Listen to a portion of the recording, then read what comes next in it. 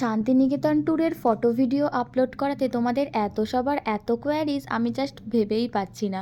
সবাই জিজ্ঞাসা করছে কিভাবে গেলে, একদিনে ফিরে চলে এলে নাকি থাকলে, মানে এত কোয়ারিজ। তো আমি একটা বড় ভিডিও অলরেডি আমার ইউটিউব চ্যানেল ইটস অপরাজিতা, ওখানে আমি আপলোড করেছি ভিডিওটা। তোমরা যাও, ওখানে গিয়ে দেখে এসো, তোমরা সমস্তটাই জানতে পারবে। ওখানে পুরো ইন ডিটেলস আমি কথা বলেছি, তো তোমরা জানতে পারবে।